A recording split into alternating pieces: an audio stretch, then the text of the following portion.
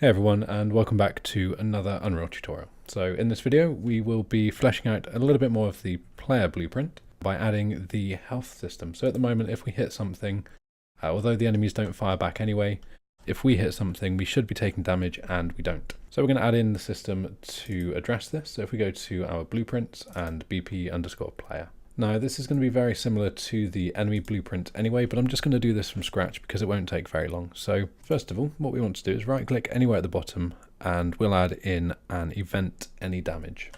So whenever we receive damage, we will take in the value that we had previously. So like we've done with the enemies, when we take in any damage, we want to set the current health. So we're going to get our health value and we'll set that here. We then want to make a clamp, so again just to make sure that we don't have any strange results, we're going to clamp the float between two different values. The maximum value will be our maximum health, so we can't somehow add health to the player past what the player should be able to have, and we'll make the minimum value 0. We then want to use this and we'll take a float away from a float, and of course that's just going to be the value that's being passed in will be taken away from our current health. So again, we've seen all of this. So we're just going to get what the health is, take away the damage that's been passed in, make sure that nothing strange is happening, and then given that is all fine, we're going to set the health value for the player. When we've done that again, kind of preempting that we'll need this later, again, we're going to get our game mode. So I didn't need to drag from there. We'll control drag in the game mode and we'll get the play camera shake. So we get our play cam shake event. Again, we don't have a class for this yet, but we will bring this in very, very soon. And the epicenter, so where this begins, will be the location of the player. So we'll do a get actor location. We're then going to do our check. So we'll do a branch and we want to find out whether or not the health is less than or equal to 0. So again, we're going to find out if the player is dead. Now, I'm going fairly quickly in this just because I'm aware that we've already done this for the enemy and I kind of explained it as much as I think I needed to there. But of course, we can't glance over the player not dying, so I don't want to spend too much time covering the same logic twice. Now, if the player has died, what we'll do is we will spawn an emitter. So again, we're going to spawn emitter at location. The location will once again be the location of the player. And quite simply, we'll just make this the p-pixel explosion again. And in fact, I just remembered there's another thing we want to do. So we will, if we cut this off actually, we're going to Control X to grab those nodes, so the camera shake and the game mode, because we want to do something else here. So if we paste this back in, so we're going to play the camera shake.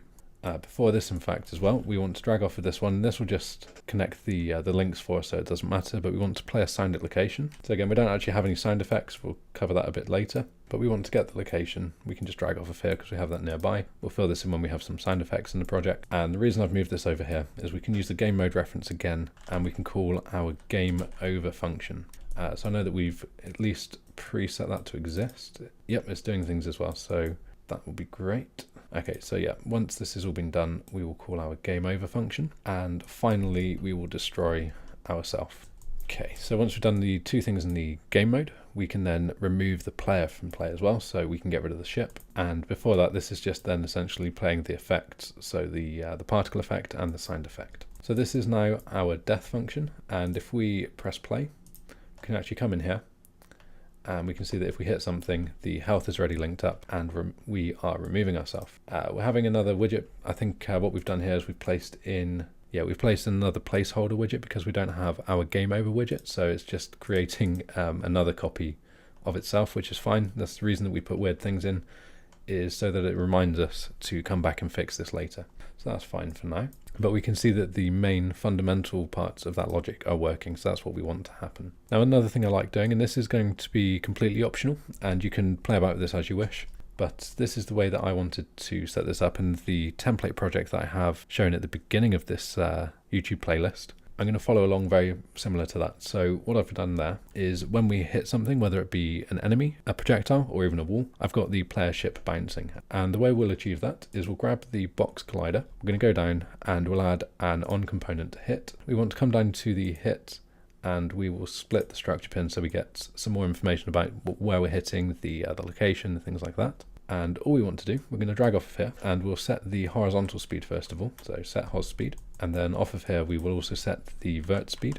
And to get the values we want to fill these with, so if we just quickly see what this is returning, we'll come off of here and we will do a print string. This is one of those things where it's a little bit easier to demonstrate with an actual example rather than verbally. So we'll get the value that's returned when we hit a different walls. So we can see here that when we hit the left-hand wall, the X is +1. When we hit the right-hand wall, the X is -1. And we'd get the same thing if we had walls up here. We can see that, there we go, the wall's a bit far away. But we can see if we go up, we will be getting -1 at the top of the screen and +1 at the bottom of the screen on the Z-axis. So these are the values that we're interested in. So that way we will be able to tell whether we're traveling or being hit from the left or the right. So if we come back now, we can take this information. So we're going to break the vector that we get here. And for the horizontal speed, so the x-axis, we're going to multiply the x value. So we'll get the float times by a float. And I've done that the wrong way. We just want to plug that into the bottom node, just to keep this a bit tidier. We'll then take this and multiply this by another float. So essentially this is either going to return, remember, 1 or -1 to give us the direction that we need to be bounced. We'll times this by 2. We will get the absolute value of our current horizontal speed, so get the absolute. So this means that regardless of which direction we're moving, whether we're moving in a minus direction or a plus direction, we'll get just a positive return of the horizontal speed. Otherwise we'll be multiplying we might multiply a negative by a negative, which obviously cancel itself out, and we will pass that into our horizontal value. So we'll just double check this works. And there we go, we get a nice bounce when we hit the wall. And if we hit the wall from the other direction, we'll get the same thing.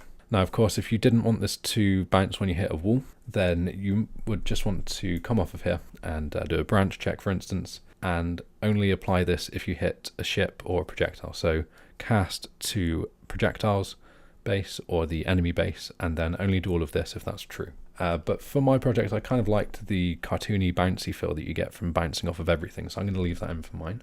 And likewise, we actually have most of the logic here, so we can grab this and Control W to get the multiplications back. And we'll do the same thing for the vertical speed. So the vertical is going to be the z-axis. We'll plug that in there. And then, of course, we'll come over and we'll just get our vertical speed. So again, we'll take our current vertical speed and check that against where we've been hit. And we'll just come up and make sure that this works on an enemy. Okay, so we get a bit of a bounce when we hit the enemy, of course, if we don't die. So we now have the bounce effect you probably saw in the intro video to this playlist. And as I said, I just wanted to leave that the same, but it's going to be really simple to do the casts and check to only bounce off of enemies or projectiles if you wanted to, so I'm not going to go into depth for that one. So that kind of wraps up for now the player blueprint at least. We'll need to come back, as I said, when we have the effects, the sound effects and things. But for now, that has the player fully functional. So now we have a lose state. So we're going to start fleshing out a few more things like the new interfaces that we need for the game over screen, and really polishing up the project now with the materials for the enemies and things like that. So I'll leave that here for today. As always, if you've enjoyed this or found it useful, then please do like and share the video. That really does help the channel. If you'd like to be kept up to date with the latest content on the channel, then do subscribe. And as ever, thanks for watching, and I will see you all next time.